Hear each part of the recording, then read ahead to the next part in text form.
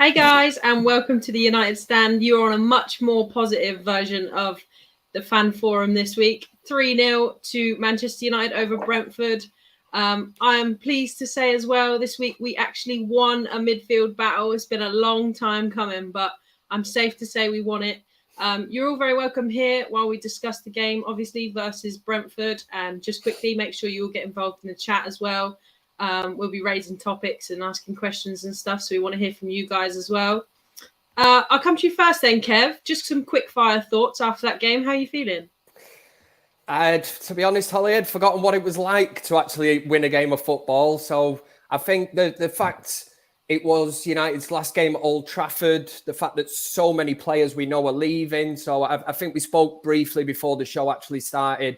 There is an emotional side to it. Like you said, the likes of MATIC going off, who has been a good servant for Manchester United. But on the game, 3-0, I thought we fully deserved it. I can't speak. I'm lost of things to say about Cristiano Ronaldo. The guy just keeps on getting better and better at United. And you think of how many goals he scored in this team. I'd say it's one of his biggest achievements. It really is, because this is a really, really awful Manchester United team. And he continues to do it. And we're reading into stuff. You're trying to become some kind of body language expert at the end. You're thinking, is that his last game at Manchester United? You know, I really hope it's not. I'd love it if he could give us another season at least in the new rebuild. You know, even if you build that team around him. I know a lot of people will say he's 37. You know, we should be looking at getting a younger team in it. But Ronaldo was absolutely sensational. Thought Juan Mata was brilliant. Ricky, I'd love to hear that.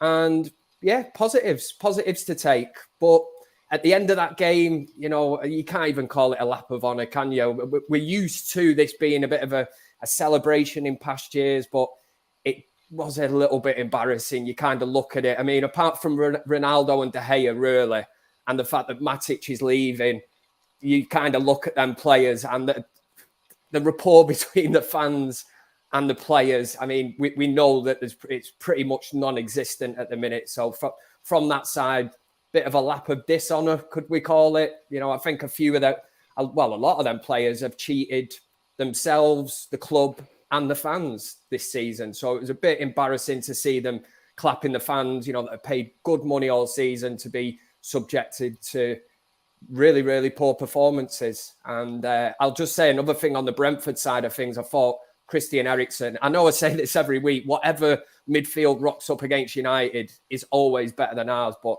Christian Eriksen, man, considering what he's been through, I thought he was absolutely mint, absolutely brilliant. Breath of fresh air. And again, I'll put him in the old locker as another player that Manchester United should be looking at. But I could say that about any midfielder in the Premier League. But no, happy days, 3-0. Like I say, I forgot what it's like to win. Yeah, positive result for us today then.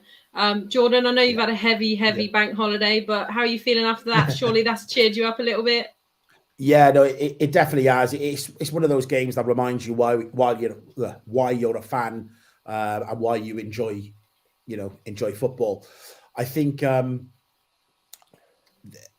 what we saw today was players that actually wanted to play with each other, which is many times during the season you just look and you see, you know, certain players on the pitch and it just really feels like, you know, there's no chemistry between them. They don't want to play for each other.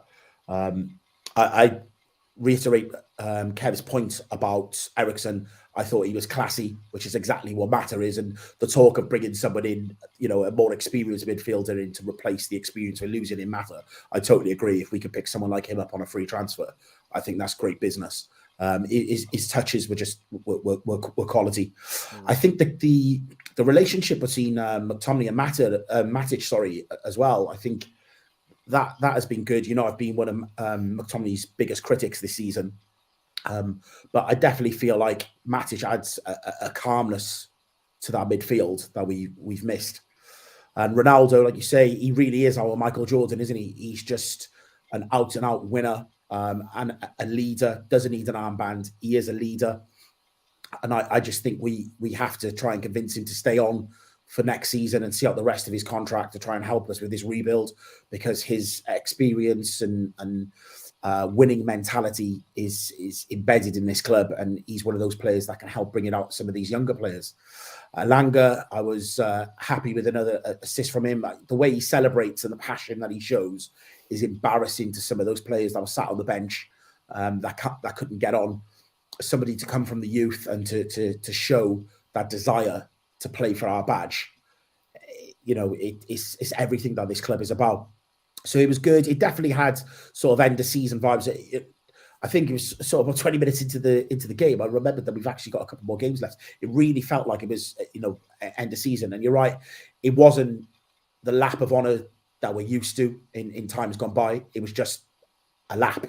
And it was interesting to see certain people's body languages to try and understand, what their future holds. But I think the writing's on the wall for certain players that couldn't even get on, and you're having to play players that haven't been used all season. It also made me realise, you look at Ollie previously, the fact that he hadn't made more use of your MATIC and your Matters and people like that throughout the season is a sign of where he was at as a manager.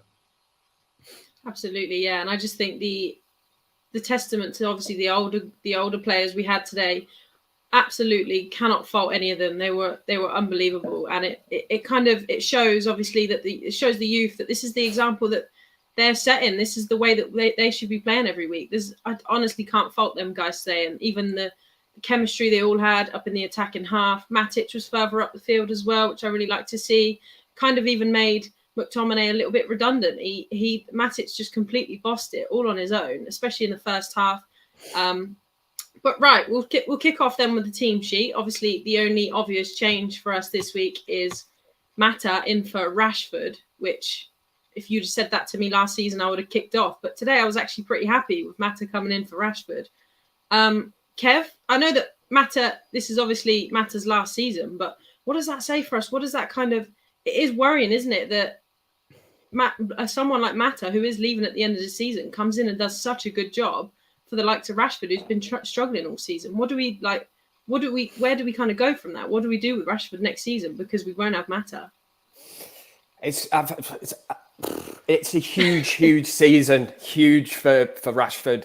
It really is. As to where his head's at, whether Ten Hag believes that there is a player in him and he can work with him. There is a player in Rashford. I don't know why he's gone off the boil, but I mean, comparing, like you say, it is funny because you look at a player like Juan Mata, he's probably just put in a performance this evening against Brentford, which overshadows probably anything that Rashford's put in a United shirt all season. Rashford's not put a performance in like that for a long time. And the thing with Mata is just kept it simple. He's classy on the ball, will not give it away. And then you've got the complete opposite in Rashford, where for me, it really does come down to decision-making. His final thought process for me is shocking. Knowing when to pass, knowing when to shoot, knowing when to cross the ball. And when you've got an experienced pro like Juan Mata tonight, it's refreshing. But at the same time, it also tells you where Manchester United are, that we've kind of relied on so many older players. It is the old guard, and that these are the players that are going to be leaving Manchester United. But as you rightly say, I mean, Mata can walk off that pitch today feeling emotional, and rightly so. He's put in a great performance, and you can't really slag Juan Mata off because he's not been given any opportunities. Like Jordan says, even under Ole Gunnar Solskjaer, very much underused. He's not past his sell-by date yet, but at the same time, we know there's a new era emerging at Old Trafford next season, and we really need to freshen things up. But yeah, Mata was class. You need players like that. He's a model professional, and the younger players would certainly look to a player like Juan Mata. He's been there, he's done it, he's won the lot, hasn't he? So a fantastic player to look to. The main one, like I say, is probably the Ronaldo one, where I'm looking and thinking, we really, really need to hold on to him, I think. The big question is going to be, is he a Ten Hag player? But on that tonight, it can't even be a debate. Even if you're not going to get the pressing, the work rate, which he has actually showed against Arsenal. previous game this evening. You've got to look at that and think, I've got to build my team around this guy, even if it's only for one season. He's huge. But do you know what, Kevin? I think I totally agree. I totally agree with you. He has to try and use him. And this talk of, is he a Ten Hag player? Well, I think he's such an exceptional player and person that you have to try and utilize his strengths within that squad. But the pressure needs to be on the quality and the depth of the squad that we have, so that you're not having to overuse him, because there has been periods during this season where he has looked tired, he has looked not burnt out, but like he's needed a rest. And we just haven't had the options on the bench to be able to rest him and bring him in to then have the impact on certain games. And that's where he needs to be used next season. If we do go and sign a younger striker that can take the pressure off, then I really do feel like there is a way for him to work within whatever system that Ten Hag wants to play. And a similar thing with Mata. You see, a load of the comments are like, oh, why do you not? He shouldn't be playing every week if he plays like that. At that age, he can't play every week. And what we say is about utilising the depth of the squad, which was always one of the big things under Ollie, was that we had players there and they were just never used. They were completely ignored. There's so many games where Mata could have come in and done a job. When you see the performance that he put in today, yeah, it can't be week in, week out, but there's definitely games that he could have unlocked certain defences. The same with your Matic's and people like that, where we're sat there banging our heads against the wall, where Fred and McTominay are just automatically picked every single week, regardless of how bad they perform. And you just know they're going to play the following week when you've got other options sat on the bench. So, yeah, I think we do need to replace Mata's experience, but there is a lot of experience leaving the squad because, coming to the end of their contracts, so on and so forth. So to bring players in that have a bit of experience to balance the youth and to keep hold of somebody like a Ronaldo, that I think is priceless. Absolutely, yeah. And it goes to show as well, obviously, Mata is a massive part of the dressing room as well. There's all the players that we have. It's not news to us fans even that they all massively respect Mata and Matic. So it's not just a lot of M's. Yeah, I know, yeah. Bloody setting me up there. But yeah, it's just, even the more so than the way they play it and stuff, obviously they bring so much experience to the pitch, and it's shown tonight, especially, but also behind closed doors as well. I heard that Matic was made the decisions alongside the captain, so for him to be kind of leaving do you think, Kev, that it more so than playing on the pitch, it would take a bit of a hit to the players as well, that they're going?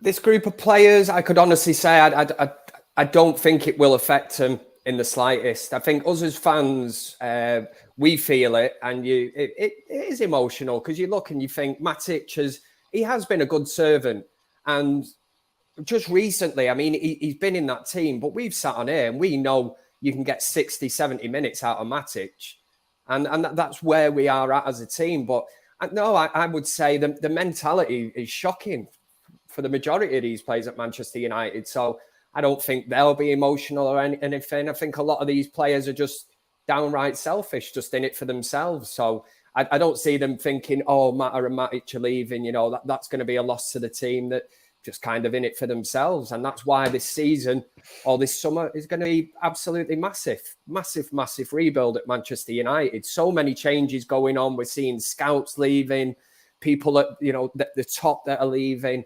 And it does. It's needed doing for years, really.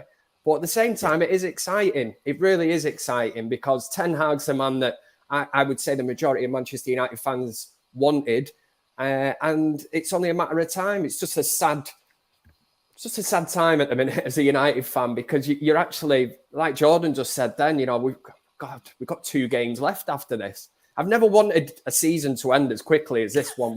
We still got usually something to look forward to, even if it's a Europa League final, FA Cup, or just something like that. But this season is just dead in the water. And you look back at it, and I heard on the show last night, he's talking about, highlights of the season. How do you even go about choosing one? I'd say the main one is Ronaldo coming back to Manchester United.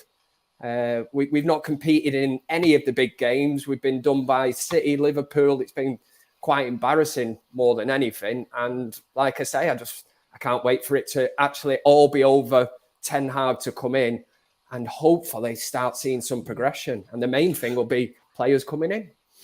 Absolutely, yeah. And Jordan, we've just got a super chat there from LJ Snooker. CR7 needs service, build the team around him. But as of next season, obviously Ronaldo only signed a 2-year contract.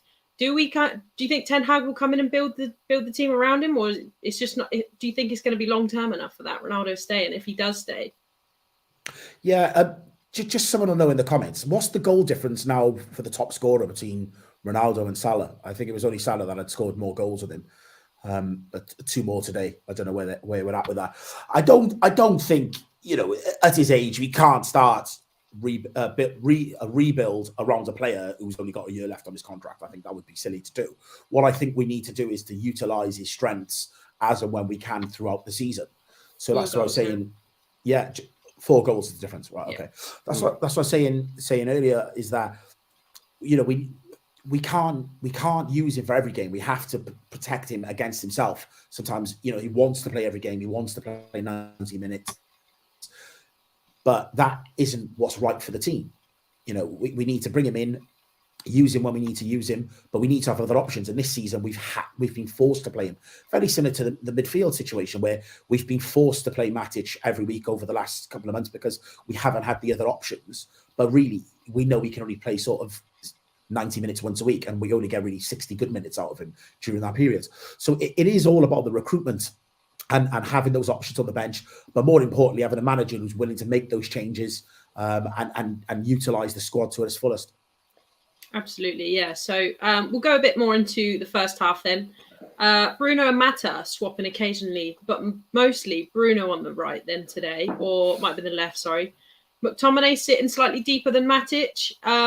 I obviously, when we saw the team sheet, I thought that it would be McTominay that's pressing a little bit more forward than Matic, but slightly presently surprised that it was Matic going forward. His passing and stuff, his distribution today was brilliant. He created a few chances. What did you guys think of Bruno today? Do you think that the picking of Mata and Matic complemented Bruno? Or Kev, we'll start with you. What did you think of Bruno's performance? A lot better, but saying that, he's been awful, really, hasn't he, recently? But it really is hard to gauge because you look at a Manchester United team that's got no confidence, certain players just not doing it for whatever reason. And Bruno Fernandes, by his standards, set very high standards. When he come to Manchester United, he carried us. So there were very, very high standards that he set himself. But great to see him get a goal. What's that? His first in, I think it said 11 games, at United. So that, again, that tells you everything you need to know. And we were heavily reliant on Bruno Fernandes. Yes, his levels have dropped off at Manchester United, but Mata playing that more central role, which is something that we have debated. Can we take Fernandes out this team? Well, of course we can. But he's not been playing well. We're all kind of interested to see if Ten Hag will recall Donny van de Beek to Manchester United. And we know for a fact that if he cannot get a tune out of Donny van de Beek, then the Premier League is not the place for him. He never got a chance under Ole Gunnar Solskjaer. I thought he was quite unfairly treated. From whatever I've seen of Donny van de Beek, he's a good player. And as a system, which we've not had for years, maybe Van de Beek could be a vital part of that cog now, if one matters to go. And Fernandes will still get in there. But for me, it's all about getting a system now and a style of play and trying to basically have something that we've not had for years. We have no identity as a football team. I couldn't even tell you what we are, apart from we're shit. We've got a comment in the live chat there from Ben Groves. Says, anyone else feel like McTominay looked like the odd one out today? I actually do agree with that. I think that he was very vacant as a player. Not saying that he played badly or played well, or he was just a little bit less involved than everyone else. Jordan, the last few games with McTominay, he has been distributing a lot less passes than most other midfield players in his position. Do you think that he's been played out of position, or do you think that that's just the capability of him as a player? I think that's his limitations. I'm really not his biggest fan. I respect his passion for the club and the fact that he's been at the club since he was a youngster and all that jazz. But in terms of imposing himself on games, there's very, very, very few games I've seen him, and I can say he's dominated a game for 90 minutes. I think the difference is what's happening at the moment is that he's being asked to do less because Matic is adding more control to the midfield. I also feel like Varane and Lindelof allow us to have a much higher line, which means that they're then able to release the ball further forward. So we're just asking McTominay to do less, which means he can make less mistakes. And, he doesn't go out of his way to pick the ball up and to make things happen. So we're just seeing a player playing with limitations. Yeah, so on a whole then, we're pretty happy with how Ralf set up, because obviously we need to speak about Ralf and how he set up the team for the Brentford game. Obviously, we're coming off the back of quite a few bad results. Maybe a little bit of a risk player matter, but paid off. Do you think that, were you happy with that then, Kev? Were you happy with the way we set up and the team that we sent out there? Yeah, I think there was, I'm just trying to think of the team that I actually predicted. I think for some silly reason, I had Rashford. I think the Mata one was the only player that I didn't actually, I didn't really call when I should have really, because I always say on current form, players should be in on kind of merit. So I don't even know why I chose Rashford. I think we're just kind of down to the bare bones, and I'm looking and I'm thinking Sancho's out, so it's got to be Rashford, where you shouldn't really think like that, should you? Mata's put in a great performance this evening. He really has. He can go off with his head held high. And as a Manchester United fan, I wish him all the best, whatever he goes into. I'd like to still think he's probably got a few years in him at a playing level, but if he does move into being a coach or whatever. But for me, that's the kind of player you would want to keep at Manchester United. I don't mean even in a playing role. I mean, even in some kind of coaching role or something like that. Manchester United should look at certain players like that, because there's no doubt that at the top of his game, Juan Mata, technical ability was ridiculous. An absolute fantastic footballer, but probably joined Manchester United at the worst time, to be drafted in under David Moyes at a time when you were kind of looking, and I'm sure a lot of players would have looked and been thinking, maybe just give it a few years to see how this post, kind of Sir Alex Ferguson era kind of plays out. And Kev, kind of feel sorry for him in that sense. Kev, how happy were you when he came in on the helicopter and signed for us, mate? I was buzzing, man. I've never seen anyone flying in a helicopter to Carrington. I was like, this is what it's all about. But then when you look back, you're like, oh, but it was brilliant. And I always insist at that time, again, we talk about the mismanagement of Manchester United, that we didn't need Juan Mata at the time. And I think that was the start of, what did we end up with? Like the likes of Fellaini, and we were chasing Fabregas. We didn't get him. Then we got Juan Mata, and you kind of looked, and that was the start of it. Then you start to realise that we basically signed a player there for 40 whatever million that I personally don't actually think we needed at that time. But the people above were like, we can get him, get him in. And it's happened so many times at Manchester United. You could name at least 10 players that have come to Manchester United where you've kind of looked at and thought, do we actually need them? There's no direction there, Yeah, hopefully all that changes this season. We know exactly what we need. And I've sat here every single week, and whoever it is, Aston Villa, Wolves, whatever team turns up to Old Trafford has a better midfield than us, and we get dominated in midfield. I cannot wait to have a midfield, just even two players in that centre of midfield that can control the game and just dictate the pace of play. The likes of, the way Michael Carrick did, Paul Scholes did. They could slow it down, pin passes. You play to, we'll play the game at our pace, and it's knowing exactly when to do it. When you 1-0 up, that's when you can slow it down, start left, right, back, whatever. And we've never had that. We have, apart from Matic, a very, very erratic midfield, especially when Fred and McTominay play, because you don't know. Well, you do know what you're going to get. It is sideways passing, a hell of a lot of running around, looking lively. But, it's as an attacking force or whatever, there's not much creativity coming from them two players. And it's an area that we've struggled in, and we've been embarrassed in against the best teams like City and Liverpool. we just get totally outclassed. Yeah.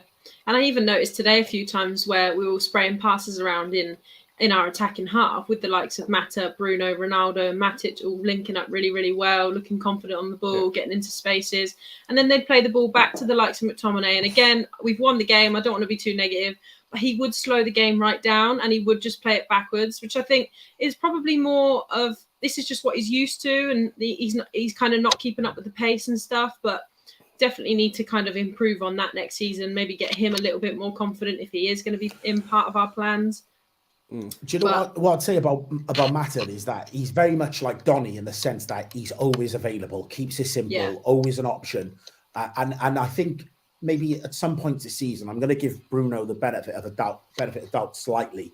I know he hasn't had his greatest season, but it's got to be tough when you pick the ball up and you look and you've got Fred and McTominay as your options to pass to. Like, you know, and today with Mata in there, they link up and they're interchanging and whatnot.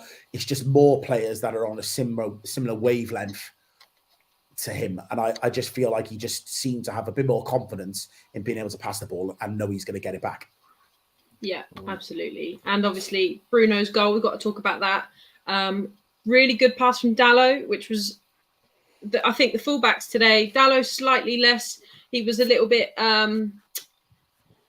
I can't think of the word now, but Tellez played really well, I thought. And I'll be Tellez's biggest critic usually, but I thought Tellez today played really well. You hammered him the other week. It was nice. Do you know what, though? It was really nice to see Tellez play a little bit more positively tonight. He was winning duels. He was making runs. He was getting up there. He was getting involved with the passing. I think, obviously, the midfield complimented him as well today. He was getting in the little 1-2s. Him and Bruno on the right side, on the left side, were good together. But Bruno's goal then, much needed for Bruno, I think. Great finish. Elanga did well to get it in. What did you guys think of that goal then, Kev? A fantastic goal. That's everything you want to see. I know you say about Dalot there. One thing I was going to touch on, I was going to say, God, his crossing is awful, man. If you could just work on that and just try and sort that out, you know, there is a player there. Great pass. That's what you want to see. That's how you open up a defence, isn't it? We look back to the first, what was it? Kind of 10, 15 seconds of that game. You know, you're settling down to watch it. You think, right, and bang, one pass. And they've cut straight through us. And I thought, God, this is going to be a long evening. Bit like the Liverpool game, you know, within the first 4 minutes, just one ball just wipes every player out. And you think, this is United. This is going to be a long evening. But listen, they grew into the game. The pass from Dalot was brilliant. Elanga shows us something that maybe a certain Mr. Marcus Rashford wouldn't, by actually running onto something and keeping that in play, showing desire, everything, and puts it on a plate for Bruno Fernandes. Absolutely brilliant finish. And something, again, I know it's easy to sit here and say you'd like to see more of it, but that is just a classic goal like that, isn't it? Of using width and getting...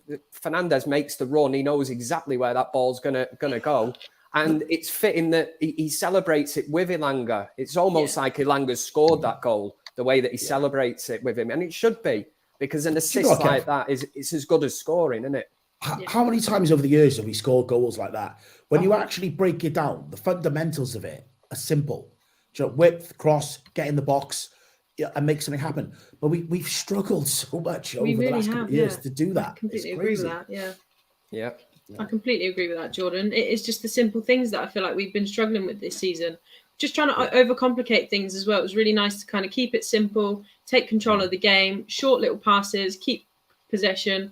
And just, I don't think Brentford knew how to deal with it. I think they expected a bit different from us today. But obviously, apart from the obvious, we know that Mata and MATIC had a great first half. Is there anyone else that stood out to you guys? De Gea, I'd say, was... You know, on another evening, or if you've not got De Gea in net, don't forget he made some vital saves this evening. One low down was that from Ivan Toney. You know, they're not easy saves to make, but because David De Gea is that good, I think you just come to expect it from him now. And I still stick by. I say Manchester United have failed David De Gea. That is the one person that I said with Ronaldo this evening that can walk around that half-empty stadium or whatever it was at that stage and actually take applause from the fans, you know, and you genuinely look at that player and go, this guy has given everything this season.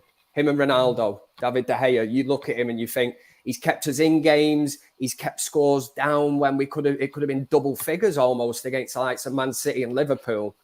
I think he's been absolutely brilliant. And it's funny because, you look back at the start of the season on the United stand and we're having debates about whether Dean Henderson should be in net and is De Gea's time up at Manchester United. Well, it's not. Yeah. I'm just glad he has been in net this season. But at the same time, I can't believe people wanted to drop De Gea because his distribution wasn't good. Yeah. Like, what? What kind of madness is this? Like, he makes up for it in other areas, and you think, shot stopping wise, he's been unbelievable. And he can only do his job. There's only so much he can do, and let's not forget he's had Harry Maguire in front of him for God knows more or less all season, and at the back there, it's not a settled back line, and he's trying to work behind that. It must be very, very difficult. Varane's not really had a run of games. He's been in and out. We've had Phil Jones in for a couple of games, Lindelof, whoever it's been, Eric Bailly. So he's never had a settled back four. And we don't have a spine at Manchester United. There's probably two players that make that spine up. One of them is David De Gea, and the other one's at the front of the pitch. You couldn't get any further away. And that is it then. It's the old donut, isn't it? I always say we're good around the edges and that, but in the middle, there is nothing because we still need to get the midfield sorted. Talking about good performances, I think the centre-backs filled me with so much more confidence. The higher line, I just feel like we play so much better. And at no point did I feel like Ivan Toney versus Harry Maguire, all game, I'd be on edge and think at any moment he's going to spin him and get through. But they just play with a much higher line. I thought Varane played really well and really glad he got a goal. I think that'll fill in with confidence. Absolutely, yeah. So obviously then, good first half. We'll move on to the second half then. The halftime changes, I don't think there should have been any. Obviously, Kev, what do you think? Do you think that obviously Brentford are a pretty good team in the second half? Statistically, most of their goals are scored in the second half. Do you think then, being Ralf, do you think anything should have changed tactically? Obviously, we had the threat of Eriksen in the first half as well, which I think, like you said, Jordan, the fullbacks dealt with him very well. The centre halves dealt with him very well. We kind of kept him as quiet as possible for the likes of Eriksen. But Kev, do you think anything changed in the second half? Do you think that we came out tactically different, or do you think more of the same? I think it was more of the same. I think from the first half, you could definitely see that Eriksen was trying to, or he was starting to dictate things. He's passing. So if anything, you need to be closing a player like that down a lot quicker. I think he had far too much room, too much time on the ball in the first half, putting some fantastic balls. He was whipping them into the box and that. So I think you identify him as your main kind of target, try and cut that threat out. And that basically stops Brentford. No disrespect to them, but I know you've got a player like Ivan Toney, but he's going to feed off the service from Christian Eriksen. And I think United dealt with that in the second half. I really think they did. And it was more of the same from the first half for me. It was keeping the ball, working it in the final third, which, like you say, Mata, Ronaldo, all just linking up. It was really good to see. I think, like Jordan said earlier, it did look like a bit of an exhibition game. There seemed to be a lot of passes being made for no reason. But I was watching it with my son, and I said, well, that's the main thing. I said that as long as we got the ball here, that they're no threat to us. And we've had it done to us how many times this season? Like Liverpool fans, Man City fans, all laying, with 10 minutes left or whatever, just knocking the ball around. And it is demoralising. I think Manchester United actually kind of played that game really well, because if you're a Brentford player, you're 3-0 down or 2-0 down or whatever it was at that stage. And it's tough to take. Manchester United worked the ball and Brentford are literally just running around trying to win it back. And I think we tired them out and scored the goals all at the right time. Like you say, Varane getting his first goal. I think his first one was chalked off a VAR decision, wasn't it, earlier in the season? So it was great to see him get one today that sort of kickstarts his season. Just fingers crossed he can stay injury-free, really, because that's hindered him at Manchester United this season, which has been a bit of a shame. Yeah, he does make a massive difference, I think, to our side. He makes us look a lot more comfortable on the ball. He played a few passes that did cut right through their midfield line as well. Jordan, brilliant goal then from Ronaldo. Dallo with the pass as well. Ronaldo using pure strength just to get the full back off him, and then runs and wins the penalty. And I did notice, I've seen it in the comments a few times, as he's celebrating the penalty, he does point to the Old Trafford ground as if he means, is he going to stay or is he going to go? Obviously, we seen obviously a different reaction from him after the full-time whistle. He did look quite emotional. Is that just because maybe it's end of a hard season, or do you think he's staying? First of all, for the rest of this season, I think these last couple of games, he is going to be like a man possessed of wanting to get that golden boot. I think he will come out all guns blazing, because from a personal point of view, he is a winner. And if there's one little bit of silver lining to this season, if he can pick up that golden boot, I think he'll do everything he can in the next couple of games. And don't write him off. 4 goals is 4 goals. Yeah. So yeah, that's good. The point to the ground, for me, I don't know. I just feel I'm reading too much into that. No, because I thought the same thing. I thought the way, the way we love him, the way we idolize him, and him standing in that ground, the way everyone's singing his name and stuff. He always says about, when he left us and all those years at Real Madrid, and anytime he ever come back, the reception he always got and what it means to him. I don't know. I think he's staying. I really don't think he's going. I think he will want to help to rebuild this club. That for me and for him should be as much as winning a trophy, is to help try and get us back to a level and walk away, in better hands. Even if he does, even if he did go at the end of the season, to achieve what he has done is unbelievable. Especially, this is the worst season we've ever had in terms of points. This is probably the worst team we've had in terms of chemistry. He has done amazingly well to get to where he has. Don't you agree, Kev? I think it's just testament to him, isn't it? It really is. He just, honestly, I've done so many of these fan forums this season. I think back to when we actually signed him, and everyone knows what Kev's like. Kev gets far too giddy and excited. But the Ronaldo one was because there's the emotional attachment, and it was just fantastic. I could not believe. You think the night before we actually signed him, it looked like he was going to Manchester City. And I even look now, and I still think he'd be on 30 plus if he'd have signed for Man City. But obviously, I'm grateful he come to Manchester United, but he just continues to amaze me every week. The performance this evening, now, one of the criticisms of Ronaldo has been, he can't press, and he can go sort of 10, 15 minutes where he's not involved in a game. Just recently, it's almost like United or these players have just managed to work Ronaldo out, and they're like, right, play to his strengths, which I've always said, heading the ball, giving the ball into his feet. He's not the player that's going to run onto things. He's not going to make them happen. But the performance this evening was just, honestly, I thought breathtaking from Ronaldo. Some of the flicks, you could tell he was in the mood. And as Jordan rightly says, this is a guy now who is resigned to the fact that United are not getting into the Champions League, but he's driven on a personal level. He'll be looking at that now, and like you say, he'll want to be top goal scorer.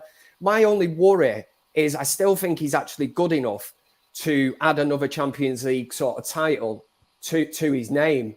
Now the worry is, will he come to some kind of agreement with United and go, well, listen, I don't want to really be arsing about in this Europa conference or whatever it's going to be next season.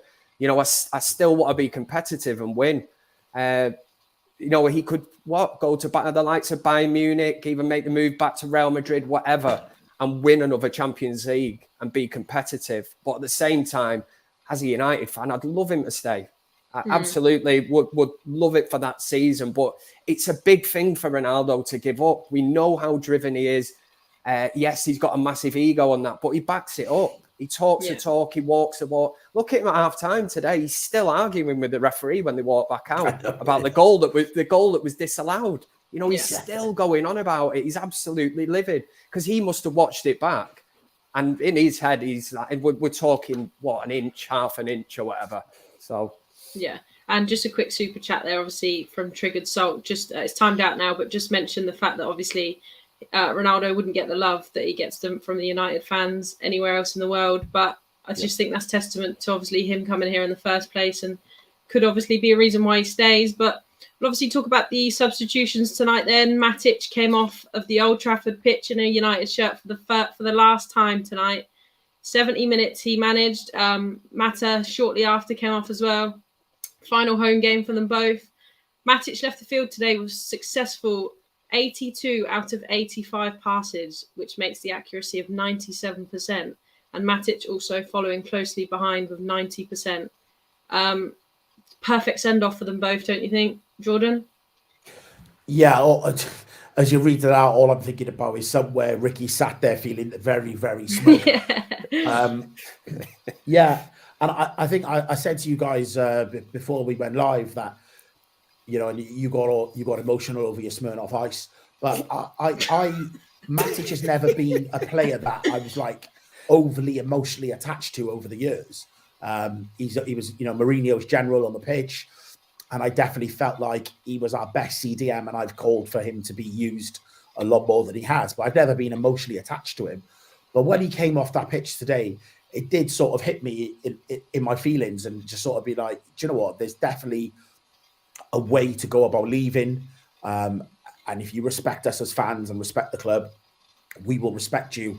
We will clap you off, and we will wish you the best with whatever else you go on and do. And I definitely felt a bit like, you know, not as emotional as you, Holly, but I definitely felt like he was there. Do you know what I mean?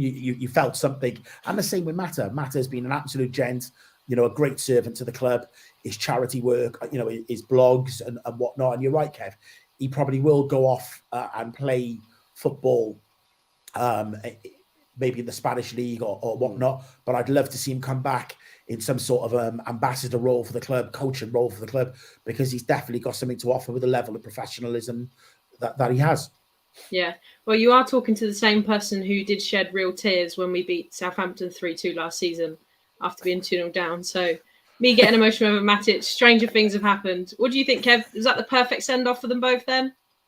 It was. To put in a performance like that, and as Jordan said, I've never really had any attachment to Matic, but I'd actually kind of forgot until the commentator said, and he's coming off, and then you forget, you know, it's the last home game, so it's the last time the home fans will see him. And yeah, part of me, I didn't shed a tear, but I kind of looked and I was like, it is kind of sad. You know, this guy has given a lot to Manchester United. Again, another player where you kind of look and think how many managers he's played under, how many different players have been signed, never had a settled kind of partner in that midfield. So in that sense, you kind of look and think, yeah, it's, and Juan Mata, I don't know what else to say about him. Just a fantastic professional. I think he's been absolutely brilliant. And I'd seen somebody in the comments before saying, why did he bring Phil Jones and Cavani on? I'm starting to think that, well, Cavani's definitely going 100%, and Phil Jones was just getting a bit of a run out. Cold-hearted, Kev. Darren Mulaney, sorry, Darren, says Ronaldo has not won Europa League trophy yet. Could be another trophy for his cupboard. Absolutely. And that's what we'll run with. We'll run with Ronaldo needed to win the Europa League next season. That will finish off his career for me. But Sky Sports gave the man of the match to Ronaldo today. Are we in agreement with that? Do we all agree with Ronaldo, or anyone having one different in mind? You in the live comments as well. Who's your man of the match? Yeah, I would say Ronaldo, but I think very closely. Juan Mata ran him very, very, very closely this evening. But for his all-round game, disallowed goal, wins the penalty, shows great strength there. And you knew for a fact that defenders, you know, he's just been embarrassed in front of the Stretford end. I think even Gary Neville said that on the commentary, and he's fuming. You know, he's running back in, and Ronaldo just gives that little glance over his shoulder, and he knows the contact's coming. That's experience. You don't get many other players that are that clever at that. It's not a dive; it is a foul. He anticipates that challenge coming, knows exactly what's coming, and then to send the keeper the wrong way. Yeah. It's a debate we had in the Arsenal game, wasn't it? It was a huge pivotal moment of that game at 2-1. We could have levelled at 2-2. And a lot of us said, why did Ronaldo not take that penalty? Why did Bruno Fernandes step up? But listen, it's in the past now. It's in the past. But yeah, I would say Ronaldo, 100%. Who you go for, Jordan? I agree with you, Kev. I think he was very streetwise in getting that penalty. That's know-how and experience of waiting for that impact and going down.